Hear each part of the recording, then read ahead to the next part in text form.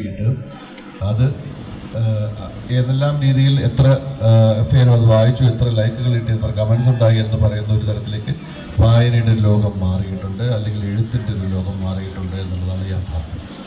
ഞാൻ ഈ കഴിഞ്ഞ ദിവസങ്ങളിൽ എനിക്ക് ഒരു പുസ്തകത്തിൻ്റെ പ്രിഫേസ് എഴുതാൻ വേണ്ടിയിട്ട് എൻ്റെ കയ്യിൽ കിട്ടി കുറേ. അതെല്ലാം കവിതകളായിരുന്നു. ഒരു എഴുത്തുകാരിയാണ്. അപ്പം ഞാൻ ആ എഴുത്തുകാരിയോട് ചോദിച്ചു, ഈ കവിതകളെല്ലാം എവിടെയാണ് അച്ചടിക്കപ്പെട്ടത്? ഇത് തുടർച്ചയായിട്ട് ഉണ്ടാവട്ടെ, ഇതിനൊരു തുടർച്ച ഉണ്ടാകേണ്ടതുണ്ട്. കാരണം ചെറു സമൂഹങ്ങളായിരിക്കും, സമൂഹത്തിലെ ഏറ്റവും ചെറിയ കുറച്ച് ഗ്രൂപ്പുകളായിരിക്കും. പക്ഷേ കുറച്ച് ഗ്രൂപ്പുകൾ മതി ഒരു വലിയ കാഴ്ചയ്ക്കും വലിയ ചിന്തയ്ക്കും വളരെ സജീവമായിട്ട് മുന്നോട്ട് നയിക്കാൻ എന്ന് ഞാൻ കരുതുന്നു. തീർച്ചയായിട്ടും അത്തരം ഒരു വേദിയുടെ ഭാഗമായി നിൽക്കാൻ കഴിയുന്നതിലുള്ള സന്തോഷം പങ്കുവയ്ക്കുന്നു. ഇവിടെ വന്നു നിന്നിട്ടുള്ള എല്ലാ മനുഷ്യരെയും സ്നേഹത്തോടു കൂടി ചേർത്ത് നിർത്തുന്നു. ഈ യുവകലാ സാഹിത്യയുടെ ഈ കിതാബ് ഫെസ്റ്റിന് എല്ലാവിധ ആശംസകളും നേർന്നുകൊണ്ട് ഇത് ഔപചാരികമായി ഉദ്ഘാടനം ചെയ്തതായി പ്രഖ്യാപിക്കുന്നു.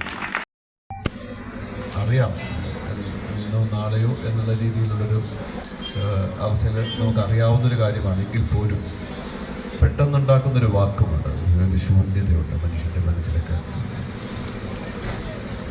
അത് ശരിക്കും അനുഭവിക്കുന്നുണ്ടെന്നുള്ളതാണ്.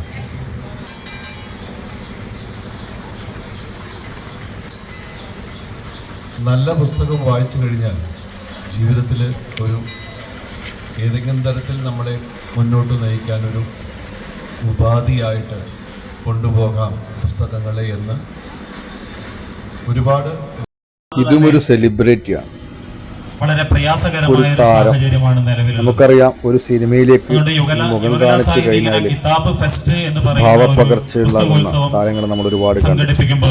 അവർക്കൊക്കെ മുന്നിൽ നമുക്ക് അഭിമാനത്തോടെ കാണിച്ചു കൊടുക്കാൻ പറ്റിയ ഒരു താരം തന്നെയാണ് ഞങ്ങളിപ്പോൾ കണ്ടുകൊണ്ടിരിക്കുന്നത്. അദ്ദേഹം കാണിച്ചു വെച്ച കാഴ്ചകൾ കാണാം. അതാണ് ഞാനിന്ന് ഒരു ബാബുൽ സംഗീതം കാണാൻ വേണ്ടിയിട്ടാണ് അവിടെ പോയത്. പക്ഷെ അവിടെ മധുബാല വരുന്നുണ്ട് എന്ന് പറഞ്ഞപ്പോൾ ഞാൻ ഇത്രയ്ക്ക് പ്രതീക്ഷിച്ചില്ല.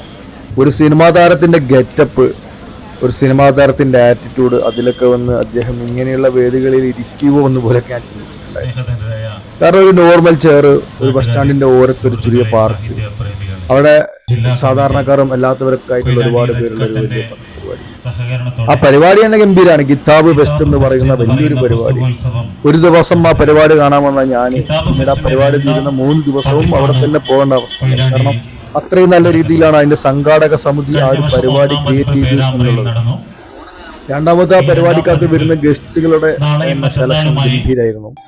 അപ്പോൾ മധുബാൽ എന്ന് പറയുന്ന ഒരു വലിയ നടനെ കാണാൻ, ബാബുൽ സംഗീതം കേൾക്കാം അത്രയ്ക്ക് ആഗ്രഹിച്ചിട്ട്. പക്ഷെ മധുബാൽ എന്ന് പറയുന്ന വലിയ നടൻ തികച്ചും ഒരു എന്താ പറയുക, ലളിത ജീവിതം നയിക്കുന്ന ഒരു മനുഷ്യനെ പോലെ അവിടെ വന്ന എല്ലാവരുടെ കൂടെ കൂടി വലിപ്പച്ചെരുപ്പങ്ങളൊന്നുമില്ലാതെ. അദ്ദേഹം ഒരു നടൻ മാത്രമല്ല, നല്ലൊരു റൈറ്റർ കൂടിയാണ്.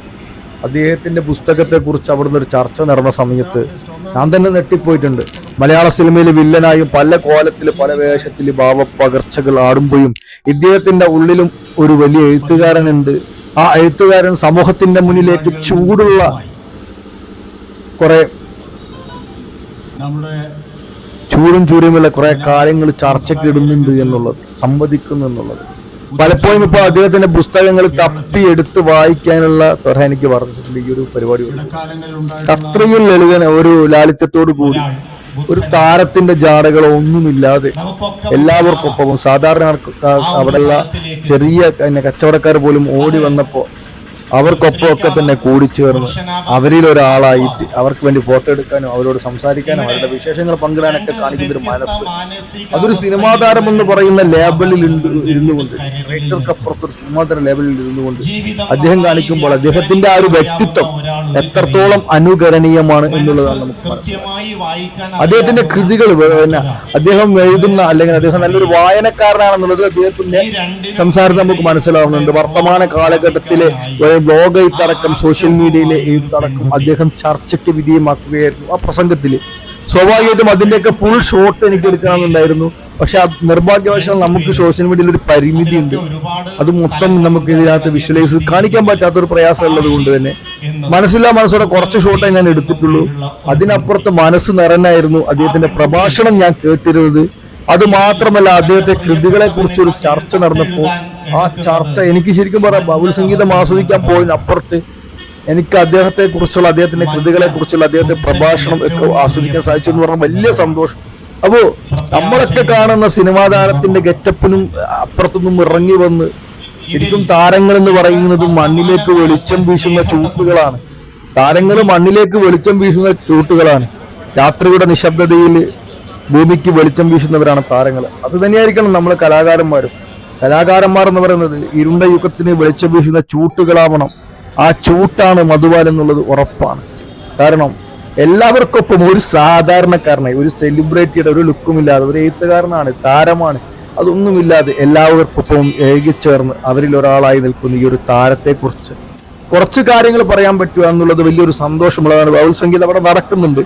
ആ ബൗൾ ഗായികയെ പോലും അഭിനന്ദിച്ച് അവിടെ വന്ന് അദ്ദേഹത്തെ സമീപിച്ച് ആരൊക്കെ എന്താ സെൽഫി എടുക്കാനും അദ്ദേഹത്തെ കുറിച്ച് വിശേഷം ചോദിക്കാനും അവരെയൊക്കെ സന്തോഷിപ്പിച്ചിട്ട് മാത്രമാണ് ആ ഒരു വലിയ നടൻ, ആ ഒരു വലിയ സാംസ്കാരിക പ്രവർത്തകൻ, ആ ഒരു വലിയ സാംസ്കാരിക നായകൻ തന്നെ പറയാം, അദ്ദേഹം ആ വേദി വിട്ടു പോയത്. എന്തായാലും അനുകരണീയമാണ്. ഒന്ന് ഫെയിമാകുമ്പോഴേക്കും വായിൽ തോന്നുന്ന കോതക്ക് പാട്ടെന്ന് പറയുന്നത് വിളിച്ചു പറയുന്നവർ, ആളുകൾക്ക് മുന്നിലേക്ക് അഹംഭാവത്തിന്റെ കണ്ണട വെക്കുന്നു. അവർക്കൊക്കെ മുന്നിൽ മധുബാൽ നിങ്ങളൊരു മനുഷ്യനാണ്.